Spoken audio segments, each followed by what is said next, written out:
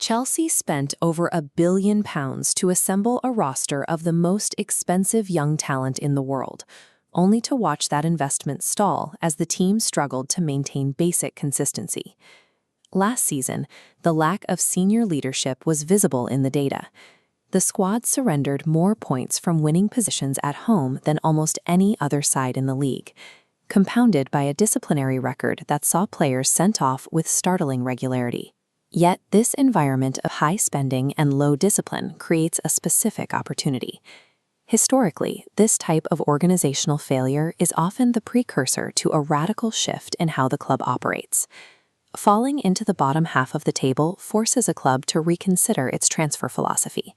It creates the necessary pressure to abandon short-term fixes and implement the rigid, demanding standards required to compete at the top. This sequence has played out at Stamford Bridge before. In 2016, the club reeled from a 10th-place finish, their worst in the modern era, leaving a squad of talented players without a clear direction. Antonio Conte arrived in the wake of that collapse. He didn't just coach the team, he re-established managerial authority by demanding total compliance with a new, disciplined way of working. During a 3-0 loss to Arsenal, Conte made the defining tactical decision of his career. This diagram shows how he transitioned the defense from a traditional back four into a compact back three. The response was immediate. This chart tracks the resulting streak, 13 successive victories that saw Chelsea climb from the middle of the pack to the top of the league. That single shift in discipline and tactics turned a broken season into a title-winning campaign. The current squad faces a nearly identical set of circumstances. By repeating those specific historical adjustments, the path back to the top becomes visible. Restoring leadership is the first priority. The hierarchy has installed Enzo Maresca and supported him with veteran players whose primary role is to enforce professional standards in the dressing room. But any attempt at a cultural reset must address the most complicated asset on the books, Enzo Fernandez. On the pitch, Fernandez is a useful tool. He plays with an aggressive, combative style that helps the team win individual duels in the midfield. However, high-value assets are only effective if they are fully committed. Recent reports of Fernandez seeking a move to Real Madrid suggest his focus is shifting away from the long-term project at Chelsea. Selling a player for £120 million provides a clear tactical and financial trade-off. Recovering that investment from a club like Manchester City allows management to pivot toward players who prioritize the team's current goals.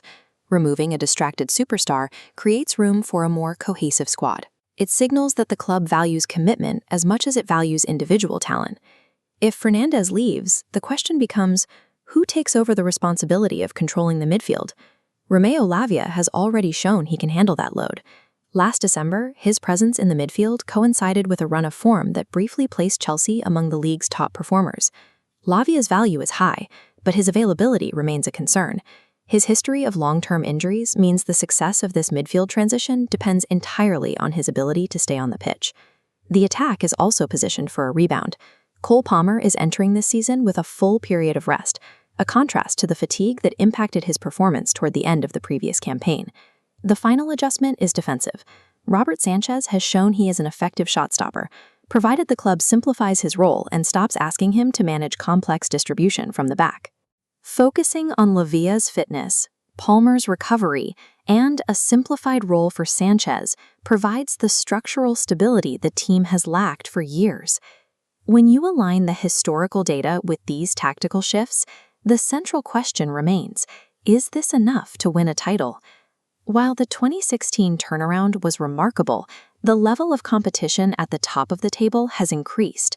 Expecting a direct jump from the middle of the pack to first place may be statistically unlikely in a single season. However, this chart shows a realistic path forward. Implementing these adjustments makes securing a top 4 Champions League spot a highly probable outcome. The strategy of purchasing expensive, uncommitted talent has proven to be a poor investment. It lacks the internal leadership required to sustain a campaign over 38 matches.